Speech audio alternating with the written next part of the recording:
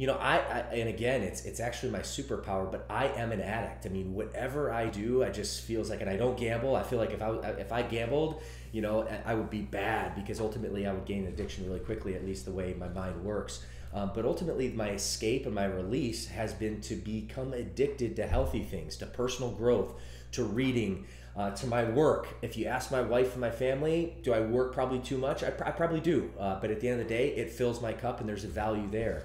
Am I addicted to working out? I work out every day. Do I overtrain a little bit? I do. So that all said, there's been some things that I still kind of partake in that have addictive behavior, but I've been very, very cautious and self-aware that they're good, that they're ultimately things that are going to benefit me, not ultimately, tear me down.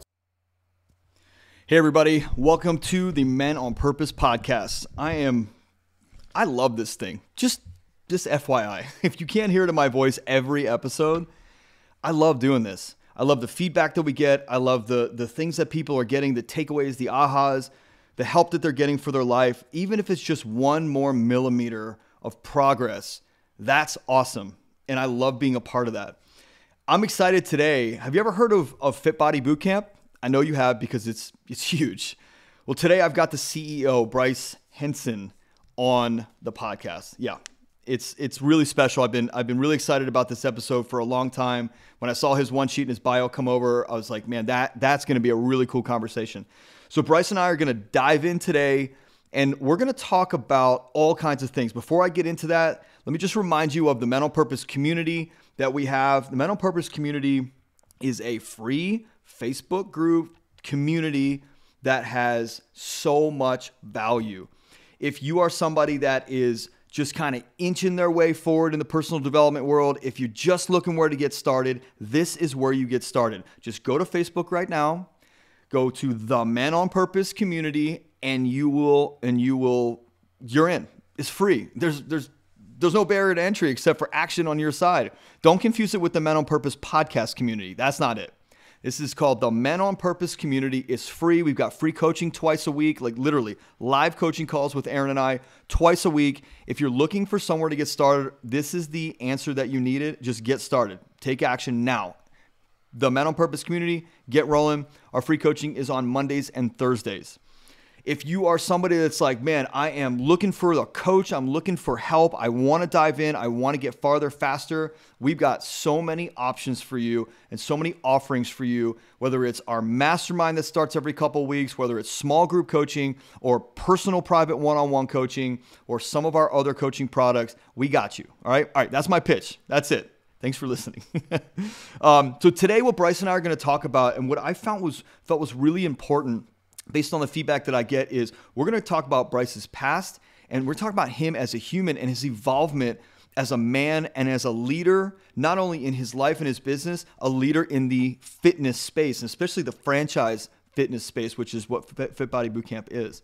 And as the CEO, we're going to talk a little bit about Fit Body, and I'll promise you that on another episode that Bryce and I are going to do, we're going to really dig into the franchise model even deeper. For those of you that are wondering, after this episode, man, I wanted to learn more about that. Well, we go over a bunch, yet I'm going to get you deeper on a follow-up episode. So just know that that's coming. And here are the things that we talk about. Three big takeaways that Bryce talks about, which you're going to hear in detail, are work ethic, value of self-reliance, and relationships. Just hold tight, because those are right in the beginning. We're going to talk about harboring and clearing resentment. We're going to talk about the definition of passion and the suffering that actually is in the definition of passion. We're going to talk about being relentless, rechanneling your negative energy, using alcohol or other substance as a release mechanism from the pain and this fear and stuff inside of you. We're going to talk about pain being a great motivator, how much your environment matters. My friend Josh Spitzen here in LA, that's his big thing, and I learned that from his. Your environment is crucial, not only in the environment in your head, the environment in your home, and the environment that you actually live in and exist in every day. It's one of the big reasons why I'm in Los Angeles, because I wanted sunshine in my environment, not frigid cold winters and freezing rain and snow. We're going to talk about the value of coaching and accountability, the cost of not taking action on an accountability partner, a mentor, or a coach, the pain of inaction, the obesity pandemic, shifting your identity, progress equals motivation, formula to lean out and get started on your fitness journey, and why Fit Body Bootcamp is so damn important. All right, you ready? Let's hit it. All right, Bryce, it's exciting, man. I have, you and I think we've been playing tag for like 6 months on this, probably on me. So this is exciting to have you on. I think a lot of people know your business, and this is exciting because now we're going to get to know the guy behind the business and the depth. So let's jump right in, man. Where does this whole thing begin? Like, where does the Bryce today, what's the genesis of you? Well, Ian, thanks so much for having me on. Super pumped to be here. And shoot, I guess the backstory, we'll talk about, business and all that, but I usually like to tell a story from my childhood just to start to paint, a little context. Sure. But I typically say I'm from the Midwest. It would be true in the sense I spent 12 years there, but actually my first 10 years of life I spent in a suburb of Atlanta, Georgia. I used to talk like this when I was a little guy. Like, I used to live in the backwoods, and it was a very volatile childhood, to say the least. And primarily, number one, my first house was a trailer park. And then secondarily, my father suffered from alcoholism. He was addicted to drugs and gambling. So, the trifecta, Ian, not necessarily conducive for a good family upbringing. So it wasn't all bad. However, the situation as it progressed, my later part of my childhood, about 8, 9 years old, became very turbulent. And as it turns out, the verbal abuse became physical. And one night after a bender, my dad was gone for a few days, gambled away a lot of money, came home in a drunken stupor. That verbal argument, which my mom clearly, in a very, I guess rightfully so, was not too thrilled with his behavior. A verbal argument led out to a physical one, and my mom, before you knew it, found herself on the bed, gasping for her life as my dad was strangling her. And by the grace of God, my little sister kind of crossed paths, walked in the room as my dad got distracted, and she slipped his grip and, like a bat out of hell, ran out of that house. And then ultimately my life changed. And while it sounds like a dramatic story, and it certainly was, it was actually a blessing disguised as a tragedy. And the following, I guess, few days, we ended up moving to the state of Michigan. Without my grandma, we would have probably been on the street. So thank my lucky stars for her. So she took us in, very humble beginnings, if you will, 3-bedroom house where my brother and I shared a room, my grandma had a room, and my mother and my sister actually shared not only a room but a bed for the better part of 10 years while my mom kind of scrapped and worked her tail off. So really, that all said, while it was a very traumatic time, being that we ran out of money many times before we ran out of month, there was 3 big takeaways that really that I received at a very young age through this experience, and I know you and your audience can get value. And number one is work ethic, and seeing my life get turned upside down. There was a lot of confusion and questions, as you would imagine. I was a boy, 8, 9 years old, but what I saw firsthand was my mother just step up. She hadn't been in the working world for a solid decade, so she began working full time. Again, we stayed with our grandmother while she could get on her feet for a better part of 10 years. But day in and day out grinding away, and not only from a professional perspective, but also, managing and raising 3 kids on her own. So that work ethic was just ingrained in me at a very young age. And what I like to say and share with your audience is, work ethic alone is not the formula. It doesn't guarantee you success. However, very few times you actually see someone without a work ethic that becomes successful. So for me, that was message number 1. Message number 2, and the big takeaway that I received from that experience, is the value of self-reliance. And I hate to say this, friends, and I say this with love, but no one is coming to save you. No one is coming on a white horse, not the government, not your wealthy spouse, not an extended family member. No one's coming to save you. So if it has to be, it's up to me. You have to have that mentality. And I learned that through a young age in that traumatic situation. Looking at my mom, and to her credit for all the work that she did, she was actually expecting our father to kind of take care of the situation. And because of that, it put us in a very vulnerable situation. So I learned that very tough truth very early. And without that truth, even though it was very hard to go through, it literally made all the difference. So self-reliance is number 2. And lastly, Ian, is relationships, and seeing, the volatility without, my grandma and my extended family back in Michigan to take us in. And of course, the development of the relationships through adversity with my family, we became very, very close and still are to this day. It showed me the value of relationships. So from a work ethic perspective, from a self-reliance perspective, and the value of investing in relationships, those are 3 big takeaways that I want to share with you. Just again, from a story very young in my youth. Yeah, those are great, man. I think that the simplicity makes them so valuable, because so many people will come to me and say, I read Instagram every day. I see all these motivational quotes. I see all these things that these different successful people are doing. And it gets complicated. It definitely gets complicated for them in their own minds, because they go, where do I start? How do I do this? Which one do I follow? Which path? These are so simple, like a work ethic. And what you're talking about is discipline and drive and probably some structure, at least. The value of self-reliance is, I think, is a fantastic one. Like, if it's up to me, if it's going to be, it's up to me, is a great mantra and affirmation to have. Like, no one's coming to save you. I love how you say that. No one is coming to save you. And for those people that are like in your mom's situation, maybe not in an abusive relationship, yet they are reliant on somebody else, and they don't have to be, they're choosing that can pose a dangerous situation. And you gave us an extreme, and luckily that you had your grandmother to fall back on it. You would have been on the street, right? You would have been destitute, and your mom would have had to figure it out. Bad. Yeah. And that grit that your mom had to just figure it out, the courage she had to get out of there was freaking awesome. And then backing it with relationships that is a beautiful trifecta. And I love how simple you make this. And I think a lot of people are going to get, just in the first 5 minutes, they're going to get so much value out of this, because that is a great way of describing how successful people can operate from a foundational level, Yeah. Well, no, thank you. And, certainly time and reflection and going through it, there was just a ton of emotions and frustration, which then actually turned into rage. But thankfully, I, directed it at the positive for a light, and really wanted to make a positive impact. But, to that point, I think these are also just 3 messages founded in personal growth. And I know we share in that same path. I know your audience does as well. So the simplicity is definitely very important. Did you go through a time when you were like a rebellious time, or a time where your resentment built up so high, even towards your mom, for maybe not protecting you in a way that, and this is where it's coming from. Have you ever read Will Smith's new book? I have not, but it sounds incredible. What's the name of it? It's called Will. And it's like a cartoonish sort of abstract painting looking thing. You'll see it. If you just type in Will on Audible, you'll see it. And he reads it. And your story reminds me of his, where his dad would just come home, and the mom was like the punching bag.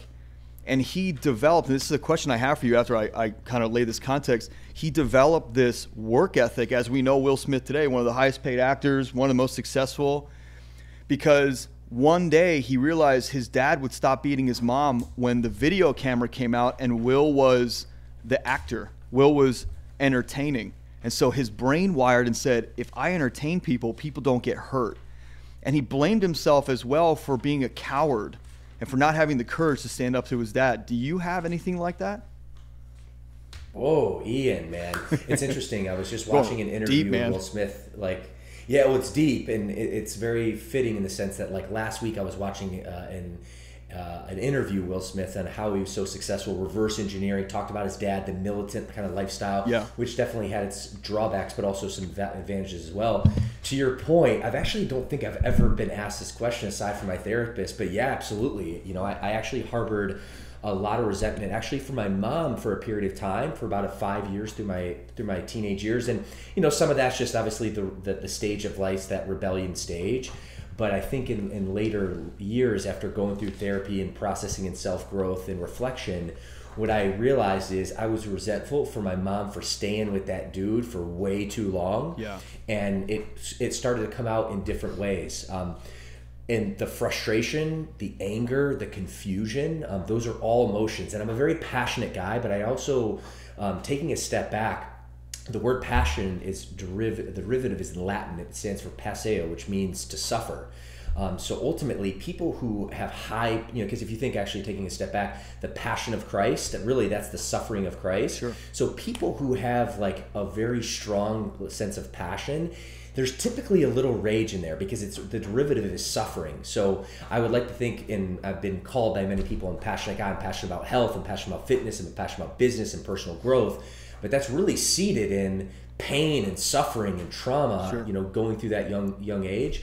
And for a while, it wasn't necessarily always directed towards, the good. So, I had many years, especially through my teenage and early 20 years that, I kind of went off tilt a little bit. But ultimately, thankfully, I still always grounded it back and have been able to channel that rage to the positive. And I guess I'll put a bow on this.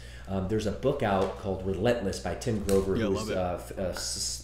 Okay, awesome. You and your audience probably familiar, but if you're not, Tim Grover was the personal trainer for Michael Jordan and the late Kobe Bryant. And he said the two common characteristics that he had about both guys was they basically had a lot of anger and rage in them, and they would unleash 48 minutes of controlled rage at their opponent. Yeah. And I think that's really important, controlled rage. And if you can do that, if you can harness the power of your emotion and control it, then you obviously have something to your benefit, and that's the call to action. So in that Michael Jordan documentary, have you seen that on Netflix? I Last have, Dance. So one thing, it's been a couple of years, I think, already. Yeah. One thing that I noticed as somebody who, to use your word, is very passionate about human growth and development, is all of those guys had a very similar foundation or bedrock that way they were reacting off of, and you called it out. Michael, Scotty, Dennis Rodman, a lot of those guys, and they described their story, their childhoods were not great at all. And they refocused, which is our responsibility, right? Not to blame, it's to take that energy and refocus it. And I always I'd attribute it to a water jet that can cut steel. At 59,500 PSI of that water coming out, it's still a mess. Yet when it hits 60,000, it starts slicing, and it's clean slice. So the focus of that energy is what you see in a Michael Jordan or a Scottie Pippen or even you or me is instead of having that rage and expelling it outward in some kind of abuse or drugs or gambling or whatever it might be, we took charge of those choices and rechanneled that energy into something that we were passionate about from that suffering. And I love to show appreciation for people that have done that, because so many people haven't. Totally. Yeah. And it's interesting. I heard this recently, and there's a very commonality of a lot of very successful people, very driven people having some sort of trauma. But the opposite also true. I feel like my trauma was a blessing. My trauma ultimately has given me the understanding, the energy, the focus to actually make my mark on the world. And I actually feel bad for some people, because I'm a huge believer in Stoic philosophy, Sure. understanding that the obstacle is the way, Yep. the challenges make you better. So sometimes if someone has it just too easy, their trauma is the fact they haven't had any trauma. Yeah. So as long as you can actually take it, processes it, and channel it to your analogy, like to be able to cut steel, that's really what we're after. Yeah. And so did you kind of like Will, you don't know the full story, of Will and obviously what he's become. Sure. In that channeling, did it always channel into fitness or like helping people as a coach, or what was the genesis of that? How did it start? How did you start channeling? Yeah, well, I think it just derived, like it was a combination of seeing the work ethic, I'm wired in a certain way, and then going through that trauma. From the very beginning, I mean, I was a hustler. So like ever since that, situation happened, I was like 10 years old, just below 10. I figured out a way in the state of Michigan, you had to be 14 to legally work, but you could actually referee soccer games and make $15 an hour cash at 11 years old. So I ended up, refereeing soccer. I, was a busboy. I, worked at the local the grocery store, for tips under the table. So I used that and I channeled that at a young age to kind of be a hustler, because I realized, okay, like we didn't have a ton of money because my father gambled a lot of it, but he actually was a trust fund baby. So the first 10 years of our lives, it was volatile because of the relationship perspective. But at certain times, it depended if money was there or not, it would swing. Sometimes money was there, but what I realized is once they split, money was not there anymore. So I realized very quickly that okay, I need to actually hunker down and make this a focus. So I was able to channel that at my work ethic and my employment, and really, being able to earn an income at a very young age. Yep. But I would say, though, on the flip side, Ian, it's not all sunshine and rainbows either. While I described my father in the way I did, because the way I described him is very accurate, I'm also very humbling myself. Later in life, I came to the realization that I have a problem with alcohol as well. I'm a recovering alcoholic, which I'm happy to report. I haven't drank in 5 years, but to your point, to answer the question, in my later teens and through my 20s, not only was I driven, my focused and really career focused, but I also took my foot off the gas or used alcohol as a release mechanism. And I think, gotten some bad habits there. So it hasn't all been sunshines and rainbows by any stretch of the imagination. But again, another tragedy, another blessing disguised as a tragedy really showed me when I was 33 years old that alcohol was no longer needed in my life, and ended up, being one of my biggest battle cries. I wouldn't be on this interview today if it wasn't for that decision. Yeah, it's interesting because I speak to so many guys every week, and those that have a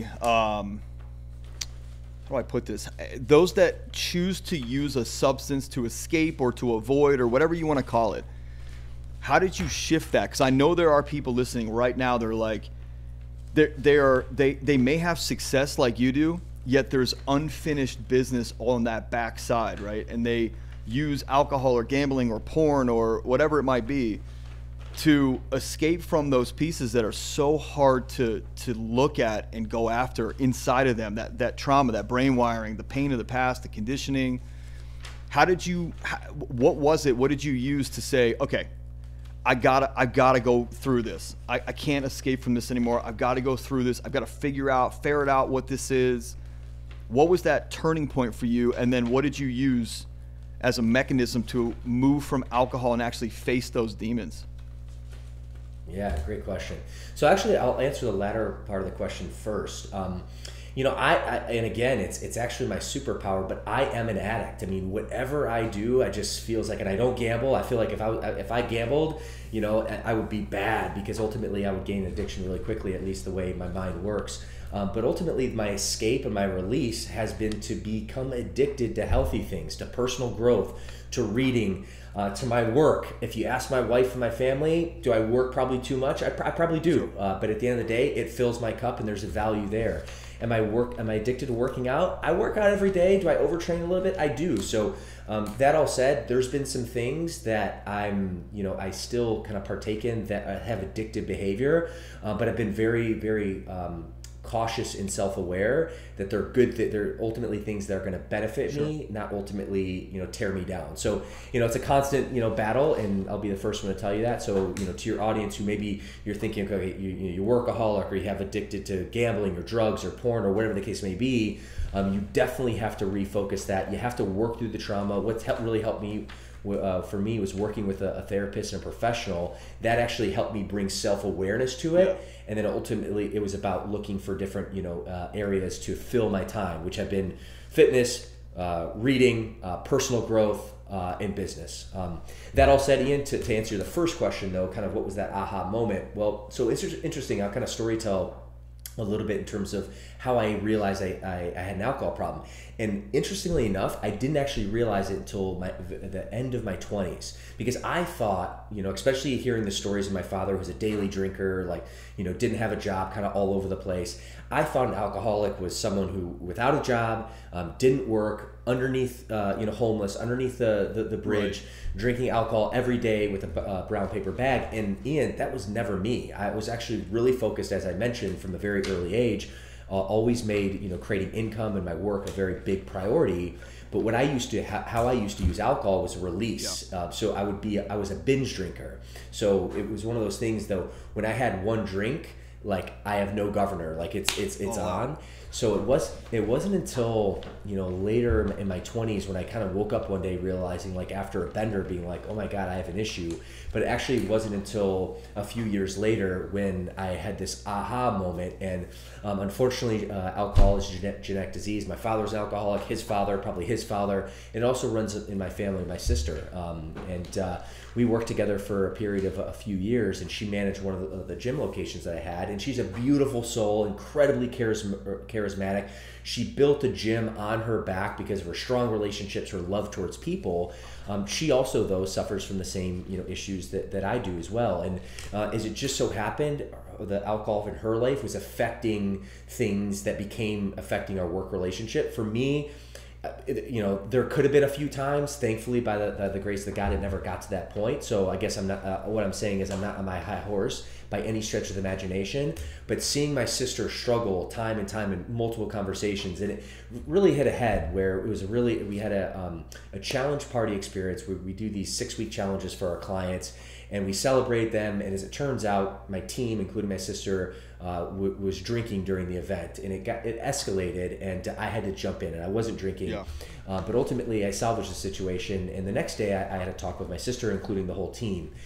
And in the conversation, Ian, I let her know like how much I love her and cared for her. It was actually more of a repeat conversation, but this behavior from a work perspective could not happen anymore, and she knew of my problem with alcohol. And I told her, hey, forever is a long time, but if you want to continue drink, you can't continue to drink alcohol at least for the next 12 months, and then we can reassess, knowing that, hey, there was a deeper issue at play. Sure. So that all said, I had that conversation with her, and I went home, okay? And it was on my mind, as you would imagine. I went to bed, and I woke up.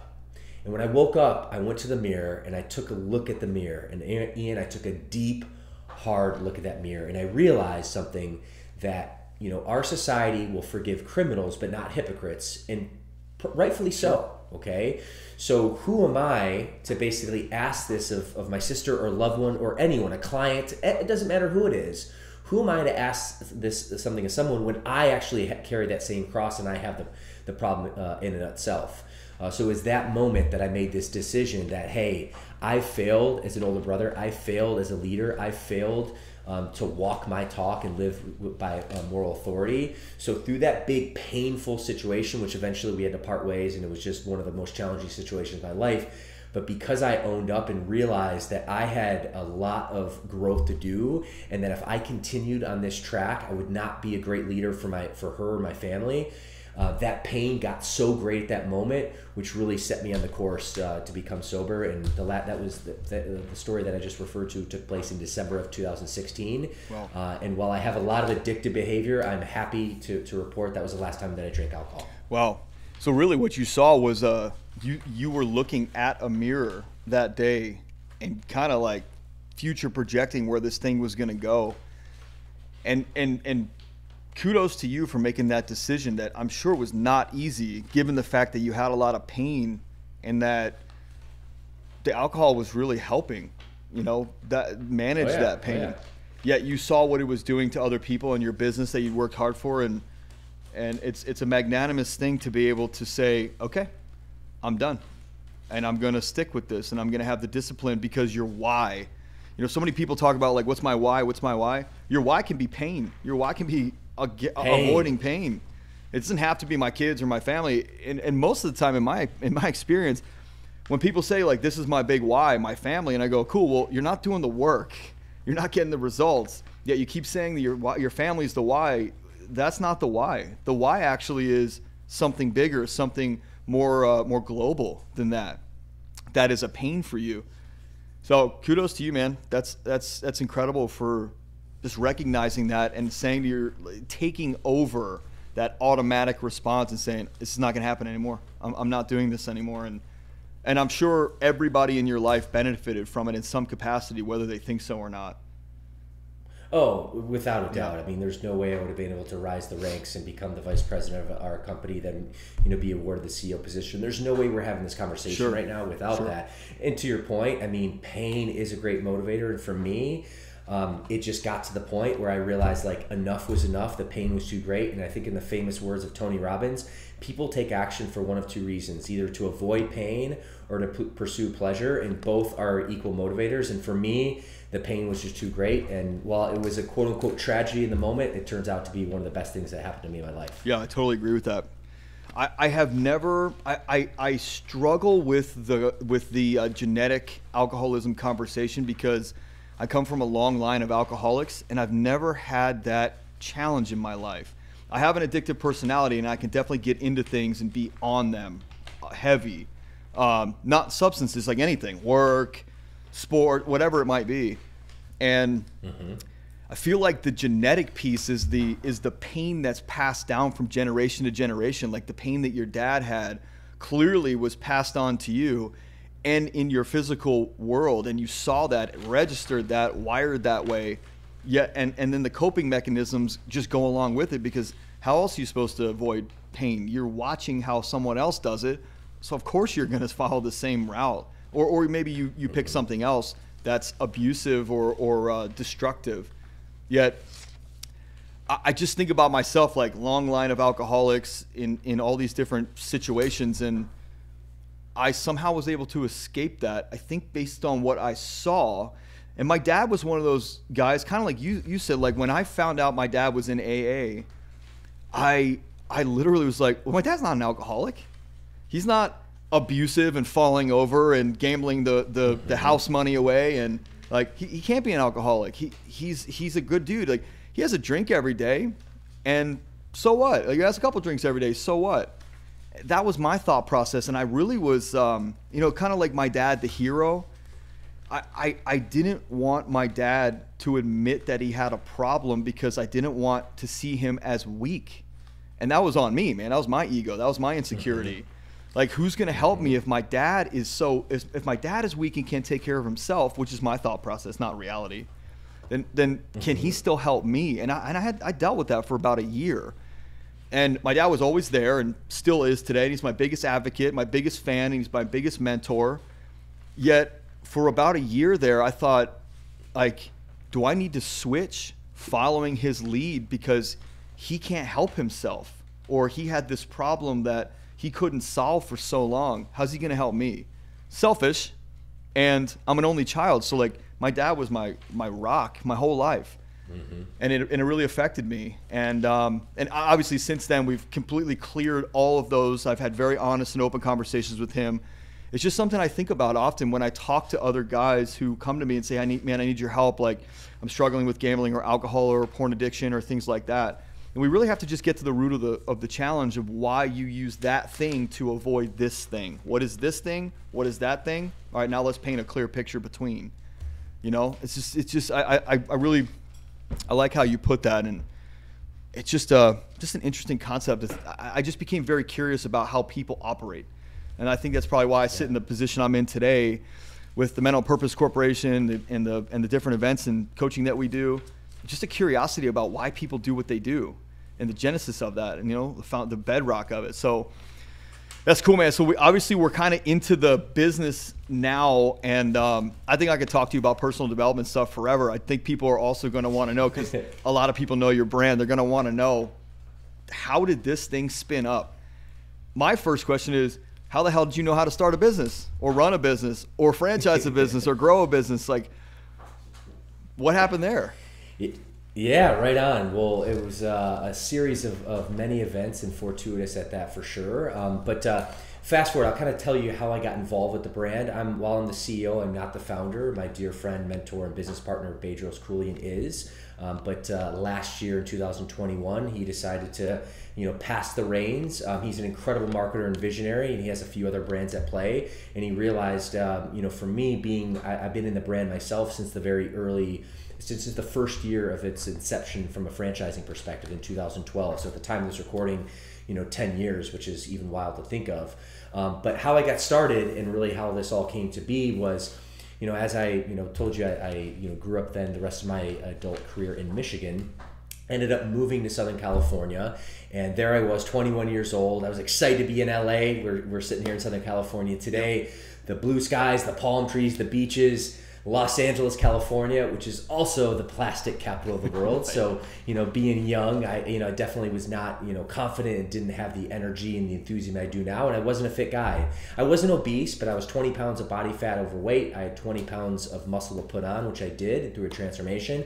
But way more than that, I was looking for more confidence, mental clarity, energy. And, thankfully a good buddy of mine moved from the Midwest to Southern California. We lived together, and he was not on the cover of Men's Health. His name was Adam, but he could have been. He had the six-pack abs and the muscles and the energy, the vibrance. And after a few months of living together, I finally mustered up enough courage to say, hey, Adam, can you, teach me a little bit about lifting weights and, getting fit? And he turned to me, he said, Bryce, I will, on one condition. You've seen at Michigan State, dozens of guys used to always ask me about my fitness, but very few actually fell through. So I'll teach you everything that I know, but I need you to commit for 90 days that you will do everything that I tell you. Go to the gym with me, eat how I want to eat, do the things that you need to do. And after 90 days, if you don't want to do it, okay, awesome, you can quit and give up.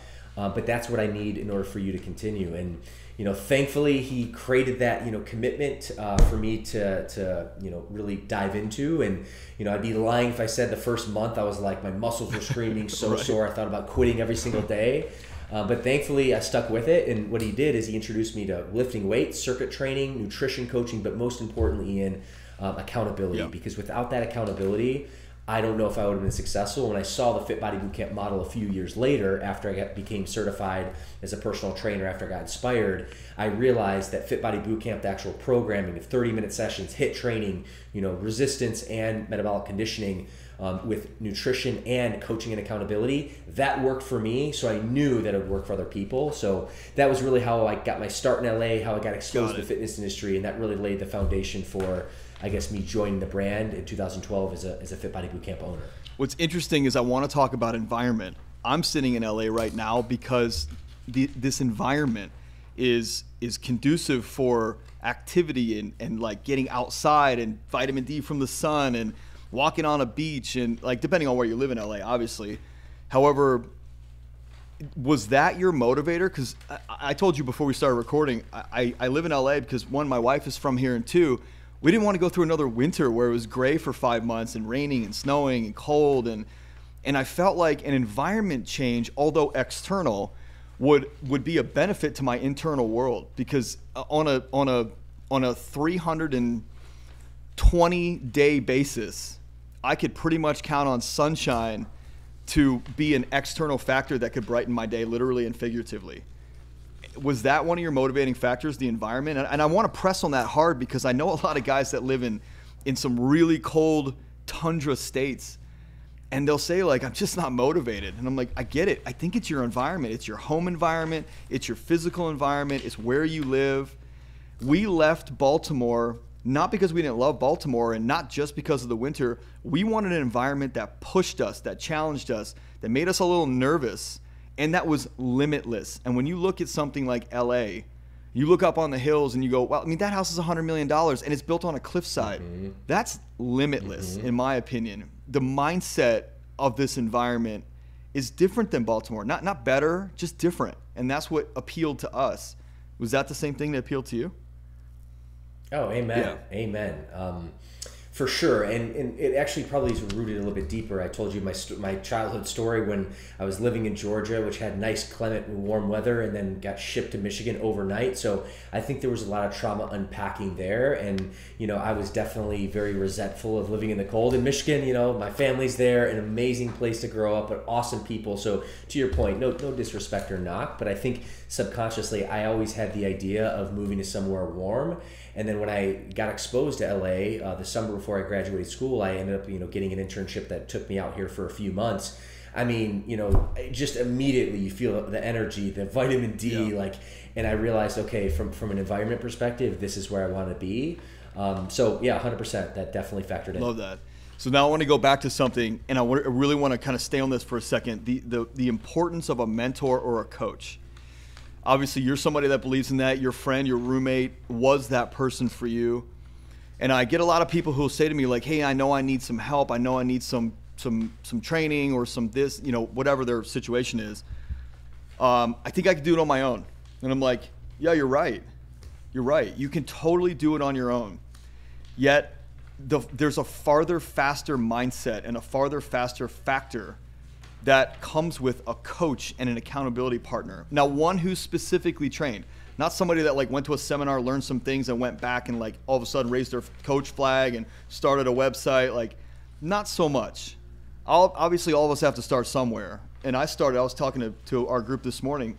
And they said, like, how did you get to the level? And I said, everything I learned, I went back and coached for free. I taught it because I knew that accountability wise, I would have to really embody it and know it and become that person versus just regurgitating information that I memorized. Big difference. Mm-hmm. So what's your view? Obviously I already know it. Just go into it a little bit about the value of an effective mentor, accountability / coach that can guide you to the goal that whatever it is that you set. Oh, Ian, and I mean, it is everything. Coaching is everything. Look, like the world is limitless, to your point, like there's so much awesome stuff. There's so much information. There's no way possibly every single person can know every single facet.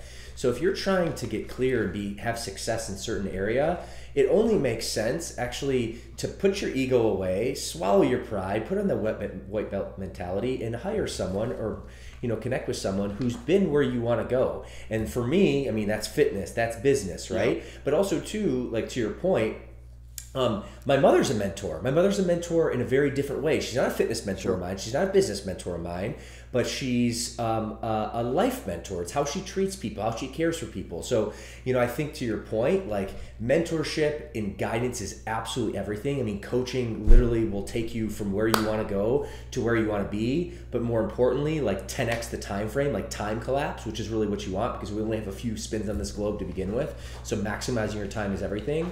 But also too, sometimes people feel like they get brought into a box and realize that you can look for coaching everywhere. Ian, if I want to, some business coaching with you, okay, great. If I want some mindset coaching from Tony Robbins, I mean, there's a wide variety of people that you can tap into, but really to put a bow on it, from my perspective, I wouldn't be where I'm at today without my fitness coaching, without my fitness mentors, without my business mentors.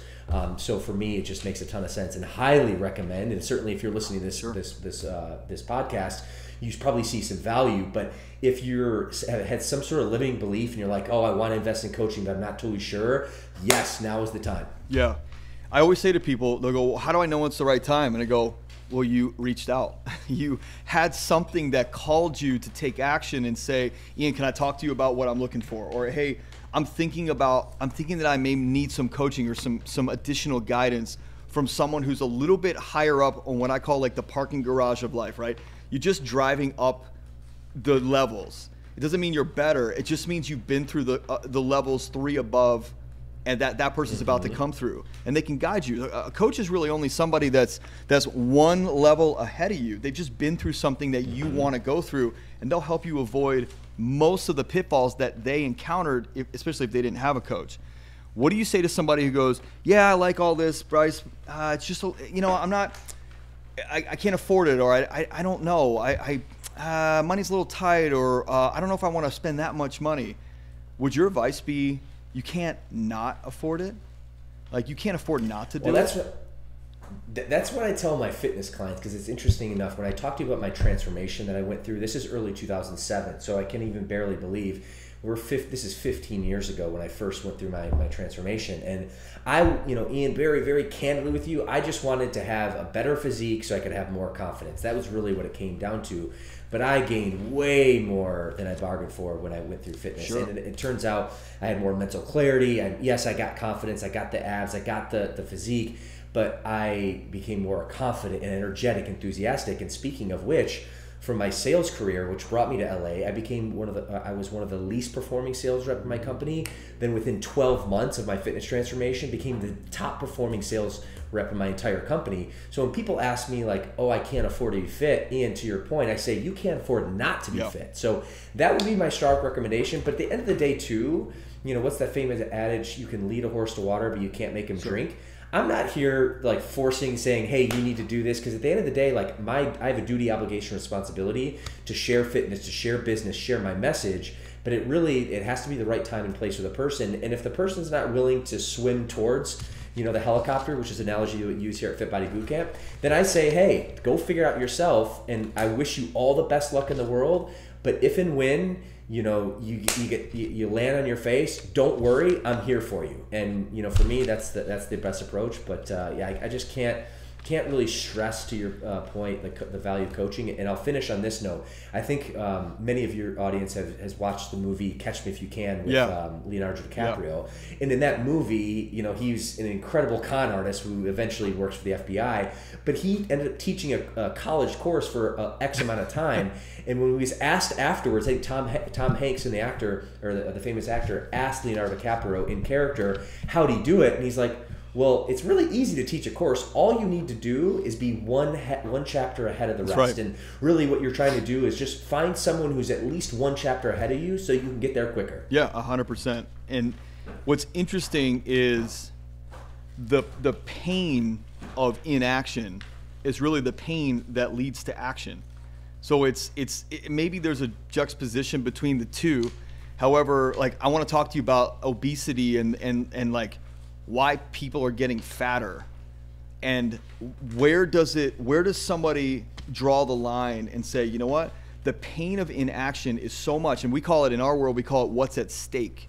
And we go through, and one of the intake questions I ask people, even before they jump on a call with me, just to explore coaching, I'm like, what's at stake if you don't do this? And they'll say, you know, if it's an obesity thing, they'll say, like, I'm worried that I'm going to die early and my children are going to be affected. I'm like, cool. That sounds pretty damn big. That's huge.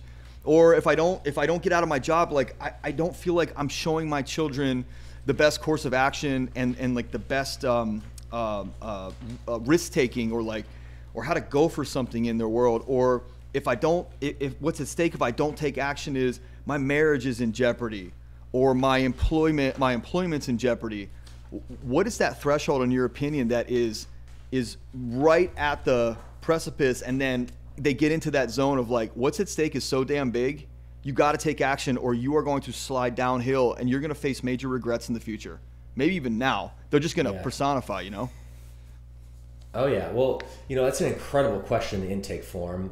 To one, for reflective question, you know, for, you know, your onboarding client, but two, to give you more insight, you know, where their pain threshold is. But Ian, to answer your direct question, it varies. It's depending on the person. And I say this, being in Alcoholics Anonymous, going to AA, I'm what's called a high bottom drunk, to your point, kind of like your dad. From the outside world, nothing like catastrophic happened to me. But for me, the pain of being an ineffective leader for my sister by not basically leading by example, that pain for me was like, when is this going to stop? Like, the cycle of addiction, like this has happened over and over and over again. Like, this is insanity. For me, the pain point was too great. For others in the room, I have dear friends, like even mentors that have been in the program for 30 years. For them, they had to get in multiple DUIs, literally like kill someone or almost kill someone on the road, like touch wood. I mean, heaven forbid. But to them, that's actually what needed. Like one of my buddies had to go in jail for a year and a half, like in Chino State Prison, for after his 5th DUI, to finally come to the realization that, holy shit, I have a problem. So to your point, it varies. I don't think there's any black and white answer, because it's individual to the person. But pain is definitely a great motivator, as we talked about, and just very, very important. And that's the value of being self-aware and going through, like, you know, having understanding yourself, so that way you know how you show up to the world. So something that comes up for me when you say that, like, to be a great leader for my sister, that was a turning point for you, yet that could have been the beginning of another, I'm just blanking on the word, like self-effacing, self-limiting, beat myself up kind of cycle. And you know, a lot of people, when they go through a situation like that, and it's just another situation that keeps spinning the ball, like that vicious cycle, and where they're like, well, got another DUI, I guess I'm a loser, guess I'm, you know, certified now as a loser. And then they let that keep the ball spinning instead of having this moment of clarity in the present moment to say, you know what?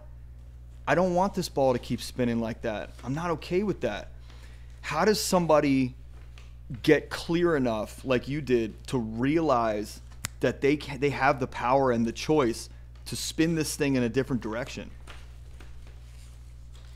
Yeah, I mean, kind of going back, it's an incredible question. I just think it comes down to pain. When the pain Sure. gets too great, you finally, for me, I put up the white flag, it's like, when this is insanity, this situation's happening over and over again. But to your point though, Ian, there was many situations, probably the years prior, that a certain situation came up, but for whatever reason, that wasn't the time. And I kind of went back into that other cycle. So it is an interesting question. I don't think there's a one-size-fits-all answer. But again, it's about personal growth. It's about self-awareness. It's about journaling. It's about being humble enough to go see enroll with a coach, hire a therapist. Try to get to the inner workings of you. So when you have a strong understanding of who you are, then the world becomes yours. And I think that's a big missing point. For a lot of people, just that lack of self-awareness. Yeah, there was a coach that once told me that transformation happens in a moment. Because I'm like, how long does transformation take? Just in my ego and my impatience. And they said it happens in a moment. And I was like, well, how does it happen in a moment? I don't feel change. And they go, every choice you make is transformation starting. And either not starting or starting. So you can either go right at the fork or left at the fork. And the fork is every freaking choice you make. And although it sounds very overwhelming, it's really the self-sabotaging, non-serving, destructive choices that we make. In that moment, you must build a new habit, right? You have to build a new habit to be able to get sustainability. In that moment, you can choose, I'm going to hire a coach. I'm going to go see a therapist. I'm not going to drink today. You have that choice. No matter how deep and dark it is, you literally have that choice. And I think that self-empowerment piece is what people are missing, and where a coach can come into play, like the extra reps, let's say, perfect analogy with working out. Like on your own, you might do 6. Yet with a trainer, you're going to do 10 because they're going to encourage, they're going to challenge and push you, also support you on that same side. So I'm very curious about that with people and why they don't make the choices they do. Now, we also know that the pain cycle becomes their identity. And we all know people that are like, well, same shit, different day, or, well, my back's acting up again. It's Monday. Of course, it's, like they perpetuate that shit on their own. And then they use the outside world to just fuel that perpetuation. I see that so often.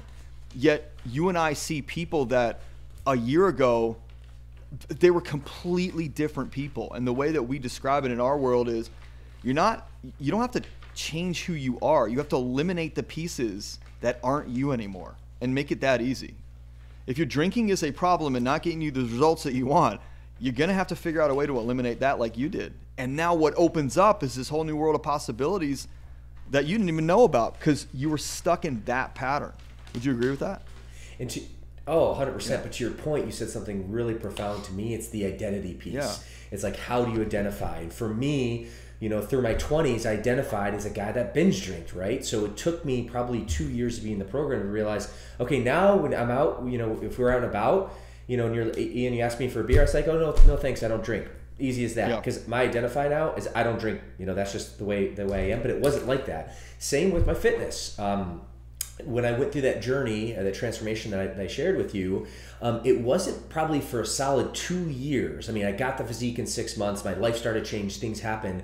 But I remember vividly, and like what sparked me becoming a personal trainer was a guy walked up to me at the gym, right? Up until that point, I'm the white belt. I'm learning, I'm growing, etc. And said, hey, man, I just want to kind of check in here with that set. Like, how do you lift that weight? Or like, how's your nutrition? When he asked me a couple fitness questions, like for me, the light bulb went off, and that was the first point of my identity. So I think to your point, that identity piece is so powerful. Yeah. It shapes, your ego. It shapes the way you view the world, whether it's your health, your fitness, you as a business person. So, again, kind of going back to the personal growth, reflecting, getting to know yourself. And then that way you can break the change of addiction or whatever it is to take, action to better your lot in life. Yeah. What's interesting is as we wrap up here, which I can't believe the time has flown by this fast. I told you, man, these fly on the wall conversations, they roll. They roll so well. Yeah. I want to give the audience, so there's just 50 million questions I have for you about Fit Body. Like I want to talk about that. And I just, before we wrap with Fit Body stuff and what you offer, what are some things that people can do? And you certainly can self-promote, no problem. Self-promote all you want. What are some things that people can do literally right now when they pause the interview or they end this episode and they're like, okay, Bryce, I heard you. I'm going to take action right now. What's something that they can do to shift their personal health, fitness journey into where they actually want the results, or actually get the results they want? Yeah, and it's a great question. I first want to preface it by I really believe that this famous quote by Tony Robbins, which I've quoted a few times now, progress equals motivation. So many times people think like, and even for me, I had a conversation with myself who's this motivated business guy, fitness guy at 4 a.m, which is when I wake up. Like I just didn't want to work out today. So I had to be like, all right, Bryce, like it is time, let's go. Now, thankfully my habit's taken me there. But the common misconception is that because I don't feel like this, there's always gonna feel resistance. Sure. And that's just not the case. The first 5-7 minutes of your workout is always the hardest. But then once you actually are in motion, you start seeing some progress, then you become motivated. So the motivation actually happens after you start taking action. So keep that in mind. It's a very, very important mental frame. But for the here and now, to better your lot in life, number one, this sounds so basic, but my first fitness coach, Adam, was like, dude, if you want to lean out and actually get better shape and cut body fat, drink more water. So if you drink a gallon of water a day, if you increase your sleep to 7 hours a night, and then if you start moving your body for 15 minutes a day, 3 times a week to start, like just doing those 3 basic things, increase your water, increase your sleep, and move your body 3 times a week for at least 15 to 20 minutes to start, that will just, if you could put that together for 6 months, that will be transformational. Then your next step is to hire a coach. Then your next step is to join a boot camp. Then your next step is to like dial in nutrition. Yeah. But people sometimes think like they get overwhelmed, analysis by paralysis. Start small. Like let's build a few habits, and then progress equals motivation. Once you actually see the progress that you're making, you'll be motivated to do more. So here's what I want to end with. And I'd love to have you back on to go a little deeper into just the fitness stuff that people can listen to this and they get some instruction. What makes Sure. Fit Body Bootcamp so effective, and like your growth is pretty amazing. And when I saw your name come over, maybe it was your admin or one of your agents or something, and I was like, oh, I know that guy. I've seen your talks on YouTube. Like, I know him. That's awesome. Let's do this.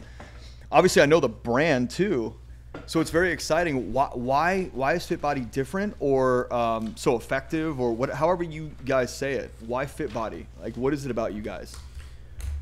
Coaching, nutrition, environment. I mean, you talked about the environment. Yeah. When you put yourself in an environment that's conducive to making you better, that makes all the difference.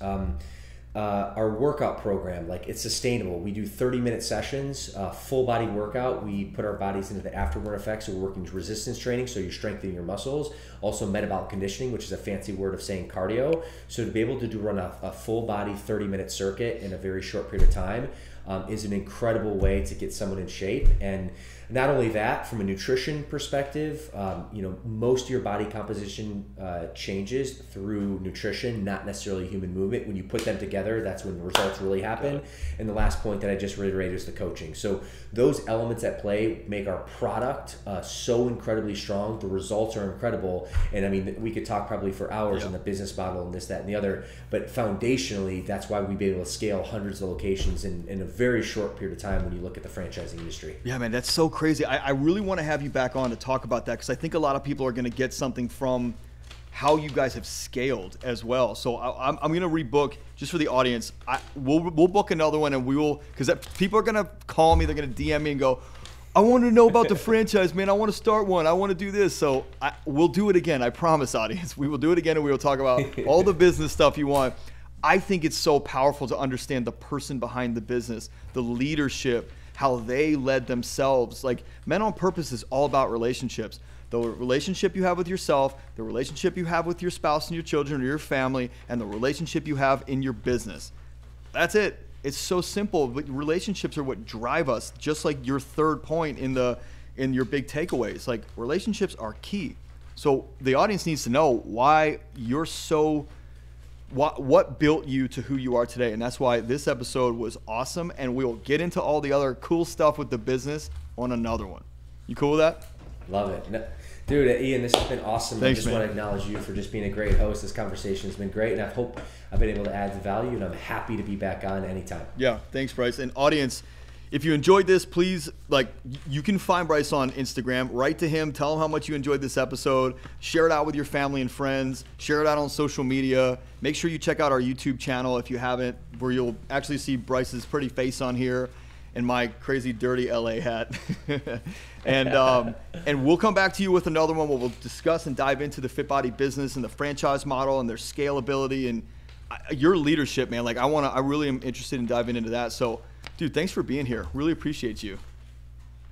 Dude, likewise, Ian. It's been great, and definitely appreciate the conversation and happy to be back anytime. Absolutely. All right, audience. We'll catch you on the next one. Thanks.